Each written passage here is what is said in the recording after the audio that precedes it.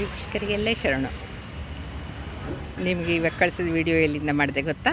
ಈ ಹೊಂಗೆ ಮರದ ತಂಗಾಳಿಯಲ್ಲಿ ಕುಳಿತು, ಬಿಸಿಲಿದ್ರೂ ಕೂಡ ಆ ಹೊಂಗೆ ಗಿಡದ ತಂಗಾಳಿಯಲ್ಲಿ ಕುಳಿತು ಮಾಡಿದೆ.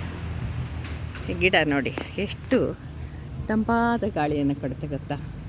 ನೋಡಿ ಅಲ್ವಾ, ಎಷ್ಟು ದೊಡ್ಡ ಮರ ಇದೆ ಇದು. ಎಷ್ಟು ಒಳ್ಳೆಯ ತಂಗಾಳಿಯನ್ನು ಕೊಡುತ್ತೆ ಅಂದರೆ ನೋಡಿ, ಈ ಬಿಸಿಲಲ್ಲೂ ಕೂಡ ಯಾವ ಮರಗಳು ಅಲ್ಲಾಡದೇ ಇದ್ರೂ ಈ ಹೊಂಗೆ ಗಿಡ ಅಲ್ಲಾಡುತ್ತೆ. ಹೌದಾ? ನೋಡಿ ಅಲ್ವಾ? ಈ ಹೊಂಗೆ ಗಿಡದ ಮಹಾತ್ಮೆ ಏನಪ್ಪ ಅಂತಂದರೆ, ಹಿಂದೆ ನಾವು ಚಿಕ್ಕವರಿದ್ದಾಗ ಕಾಲಲ್ಲಿ ಏನಾದ್ರು ಗಾಯ ಆದರೆ ಆವಾಗ ಯಾವ ಆ್ಯಂಟಿಬಯೋಟಿಕ್ಗಳನ್ನ ಕೂಡ ಉಪಯೋಗಿಸ್ತಿರಲಿಲ್ಲ. ಇಂಥದ್ದು ಒಂದೆರಡು ಬೀಜ ತರ್ತಿದ್ರು ನಮ್ಮ ಅಜ್ಜಿ, ಗೊತ್ತಾಯ್ತಾ? ರೋಡಲ್ಲೆಲ್ಲ ಹೊಂಗೆ ಮರ ಇರ್ತಿದ್ದೋ. ಇಂಥದ್ದು ಹೊಂಗೆ ಮರದ ಬೀಜ ಇರುತ್ತಲ್ಲ, ಒಣಗಿರೋದು ಬೀಜ ಬಿದ್ದಿರುತ್ತಲ್ಲ, ಅದನ್ನು ತರ್ತಿದ್ರು. ಅದನ್ನು ಕಲ್ಲು ಮೇಲೆ ತೇಯ್ದುಬಿಟ್ಟು ಅದರ ಒಂದು ಪೇಸ್ಟನ್ನು ಆ ಗಾಯದ ಮೇಲೆ ಹಚ್ತಾಯಿದ್ರು ಅಷ್ಟೇ.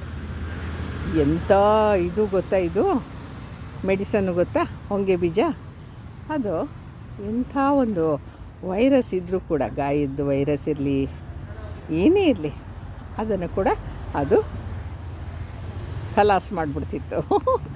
ಅಂದರೆ ಗಾಯ ಮಾಯ ಆಗೋಗ್ತಿತ್ತು. ಗಾಯ ಮಾಯೋದು ಅಷ್ಟೇ ಅಲ್ಲ, ಅದ್ರ ಗುರುತು ಕೂಡ ನಿಶಾನಿರಲ್ಲ ಅಂತಲ್ಲ, ಹಾಗೆ ಅದ್ರ ಗುರುತು ಕೂಡ ಹೊರಟೋಗ್ತಾಯಿತ್ತು. ಆ ಒಂದು ಗುಣ ಈ ಒಂದು ಹೊಂಗೆ ಗಿಡಕ್ಕಿದೆ.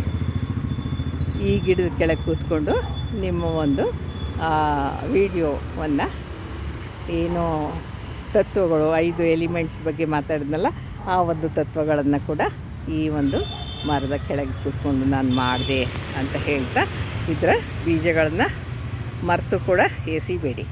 ಮನೆ ಮುಂದೆ ಏನಾದ್ರು ಬಿದ್ದಿದ್ರೆ ಅದನ್ನು ಕಲೆಕ್ಟ್ ಮಾಡಿ ಇಟ್ಕೊಂಡಿರಿ, ಸಮಯಕ್ಕೆ ಬೇಕಾಗುತ್ತದೆ ಬೀಜ ಅಂತ ಹೇಳ್ತಾ ಇವತ್ತಿನ ವಿಡಿಯೋನ ಮುಗಿಸಿ ನಾನು ಊಟ ಮಾಡೋ ಟೈಮ್ ಆಗಿದೆ, ಮನೆಗೆ ಹೋಗ್ತೀನಿ ಪ್ರಸಾದ ಮಾಡಲಿಕ್ಕೆ.